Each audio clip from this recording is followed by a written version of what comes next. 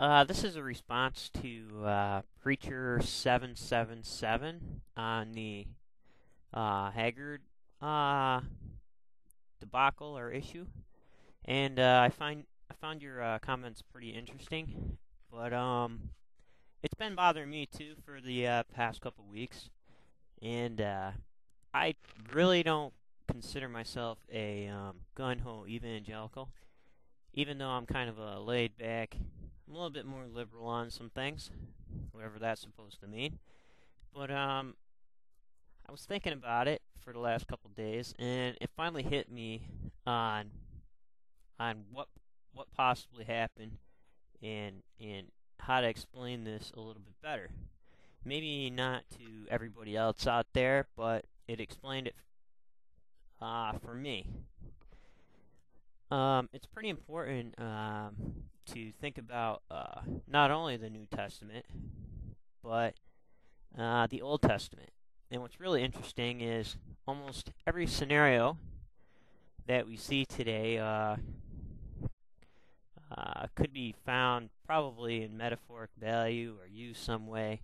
Somebody already did it out there, and there's probably stories about it. And in one of these interesting accounts, you have the Oedipus complex and blah blah blah. But to me, this would be the Saul complex.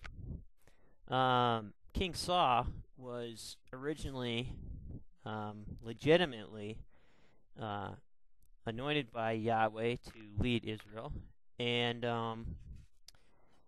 he was a holy warrior to Yahweh. The Spirit of the Lord fell on him, and he killed Philistines. And this continued to happen as long as he did exactly what Yahweh said. And you remember one of the times when he failed to do so, came back from war, and he was supposed to have killed everything, but he brought back some sheep and goats for a sacrifice. And Samuel says, "What's all the bleeding and the bang in the back? I thought you were supposed to kill everything," which was supposed to be Yahweh's. He wasn't supposed to bring anything back. And so he makes a cheesy excuse. I'm gonna go. I brought him back for sacrifices to Yahweh to thank him for the battle and blah blah blah. Now this might not be correct, and I've read it before, and I'm not here to throw out some Bible verses because I didn't really have time to research the whole thing, as far as putting verses in. At any rate, after this progressed, he kind of offered up some excuses, and all along it's blatant that he was sorry, not that he committed the offense against Yahweh, but he was sorry that he got caught. And what's interesting is he had post-offense behavior that would say, well, he did something wrong.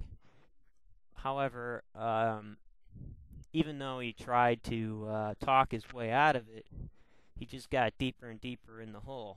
And you probably see where I'm kind of going with this. So after a while, Yahweh does not favor King Saul anymore. And an interesting situation happens where Saul goes to the witch of Endor and raises Samuel and this and that, and there's a whole issue all the way up to the end where he's on the battlefield, and Saul knows that God left him, even though he's allowed to carry out his kingship, even though he's allowed to be king, even though he's allowed to address the people, even though he's allowed to lead them in the war. Yahweh did not favor him because of his repeated offenses, and Yahweh favored somebody else, even though that somebody else would never go against Yahweh's anointment of King Saul. So, in the end, of course, we all know what happens. He ends up has his sword bearer spear him through on the battlefield, and that might be wrong. I don't know. Somehow he ends up dead. They think it was suicide. There was one instance where this soldier coming back from the battle tells David he might have been just talking smack, but at any rate, his head ends up being cut off and the like. And I just thought it very interesting when you compare it as a metaphor to what happened.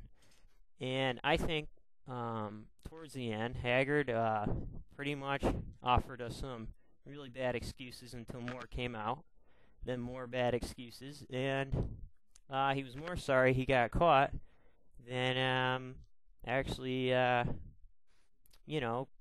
sorry for what he did. And what's interesting is you say, oh, if he would have had counselors or somebody to go to, Saul had Samuel. It still happened. And unfortunately, this pretty much happened before. And I believe it'll continue to happen. But the way you look at it, Yahweh's will was carried out. Things moved on. And Israel's still there today. Pretty big nation, We read about them. And I just find the whole thing really interesting. So maybe this will work out for the good. Just thought I'd give out those comments.